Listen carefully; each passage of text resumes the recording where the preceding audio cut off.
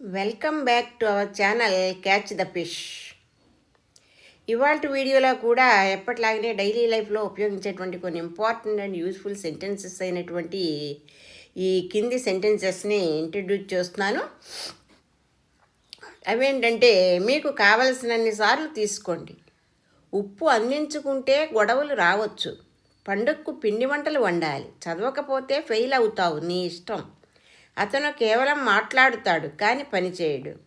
ఇలాంటి సెంటెన్సెస్ని ఇంగ్లీష్లో ఎలా చెప్పాలో చాలా క్లియర్గా ఎక్స్ప్లెయిన్ చేస్తాను.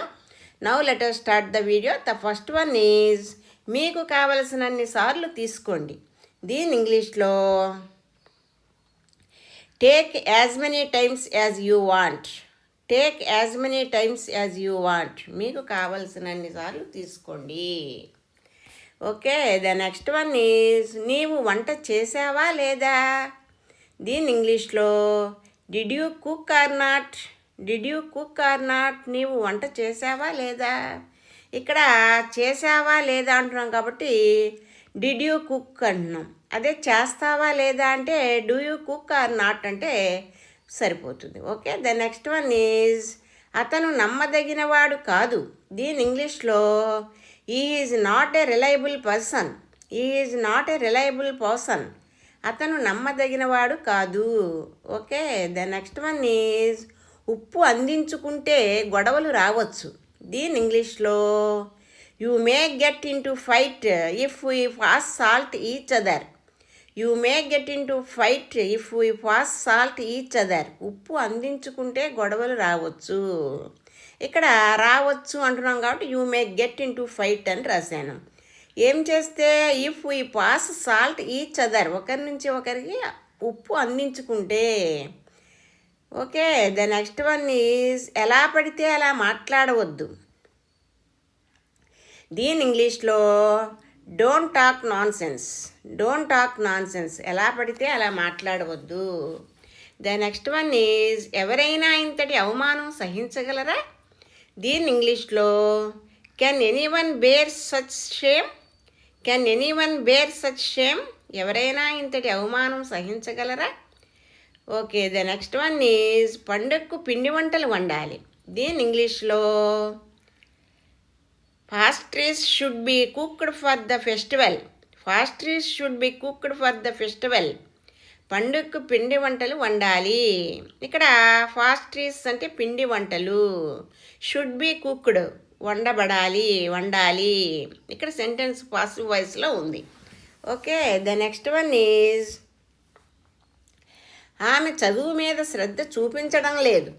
దీని ఇంగ్లీష్లో she is not concentrating on studies. She is not concentrating on studies. ఆమె చదువు మీద శ్రద్ధ చూపించడం లేదు.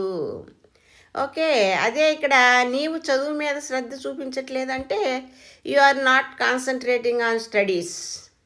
అతను చదువు మీద శ్రద్ధ చూపించట్లేదు అంటే he is not concentrating on studies. They are not concentrating on studies. వారు చదువు మీద శ్రద్ధ చూపించట్లేదు. ఇట్లా సబ్జెక్ట్ ప్రొనౌన్ని మార్చుకుంటూ నెంబర్ ఆఫ్ సెంటెన్సెస్ని మనం ఫ్రేమ్ చేసుకోవచ్చు. Okay, the next one is నిన్ను నువ్వు అదుపులో ఉంచుకో. దీని ఇంగ్లీష్లో control yourself. Control yourself. నిన్ను నువ్వు అదుపులో ఉంచుకో. Okay, the next one is ఆ సందడి వల్ల నిద్ర పట్టదు.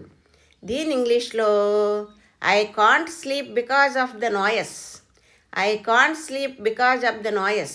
ఆ సందడి వల్ల నిద్ర పట్టదు. Okay, the next one is నేను మా అమ్మను బిర్యానీ చేయమన్నాను. దీని ఇంగ్లీష్లో I asked my mom to prepare biryani. I asked my mom to prepare biryani. నేను మా అమ్మను బిర్యానీ చేయమన్నాను.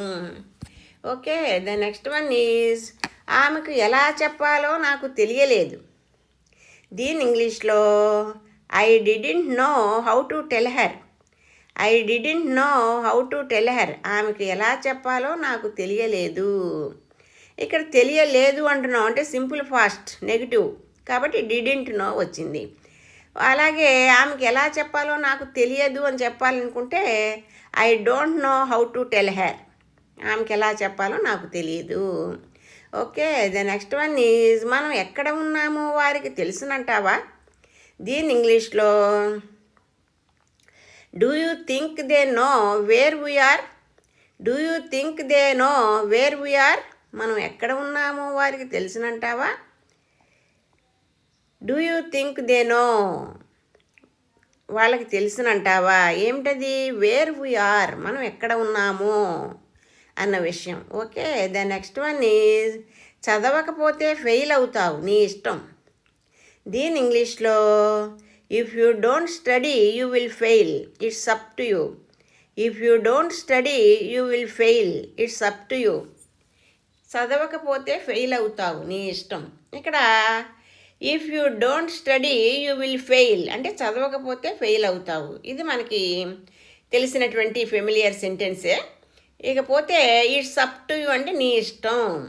నీ ఇష్టం అని చెప్పదలుచుకున్నప్పుడు ఇట్స్ అప్ టు యూ అని రాసుకోవాలి. Okay, the next one is చూస్తూ ఉండండి. దీని ఇంగ్లీష్లో కీప్ వాచింగ్. కీప్ వాచింగ్ అంటే చూస్తూ ఉండండి. కీప్ ప్రాక్టీసింగ్, ప్రాక్టీస్ చేస్తూ ఉండండి. కీప్ స్టడీయింగ్, చదువుతూ ఉండండి. కీప్ రైటింగ్, రాస్తూ ఉండండి.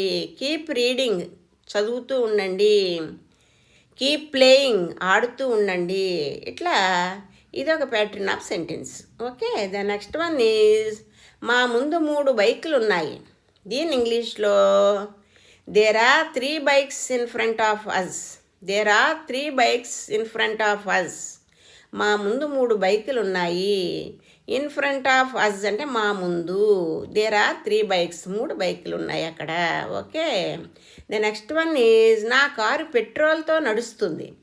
దీని ఇంగ్లీష్లో my car runs on petrol. My car runs on petrol.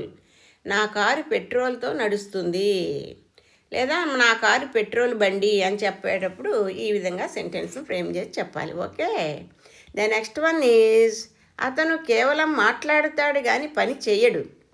దీని ఇంగ్లీష్లో he only talks but doesn't work. He only talks but doesn't work. అతను కేవలం మాట్లాడుతాడు కానీ పని చేయడు. ఇక్కడ doesn't work but doesn't work అని చెప్పేసాం, మళ్ళీ హీ పెట్టనవసరం లేదు. Okay, the next one is సంవత్సరానికి ఒకసారి. దీని ఇంగ్లీష్లో once in a year. Once in a year అంటే సంవత్సరానికి ఒకసారి. దీన్ని ఇయర్లీ వన్స్ అని కూడా అంటూ ఉంటాం. ఓకే, నీవు నిద్రపోవడం తప్ప చేసిందేమీ లేదు. దీని ఇంగ్లీష్లో you have done nothing but sleeping. You have done nothing but sleeping. నీవు నిద్రపోవడం తప్ప చేసిందేమీ లేదు. ఆమె నిద్రపోవడం తప్ప చేసిందేమీ లేదంటే she has done nothing but sleeping.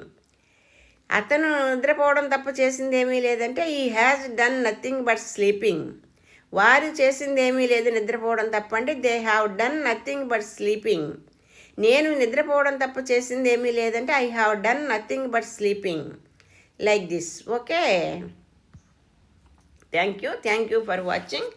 If you like this video please like, share and subscribe. I will see you with some other concept. Until then, please keep learning, keep practicing and keep supporting me. Have a nice day.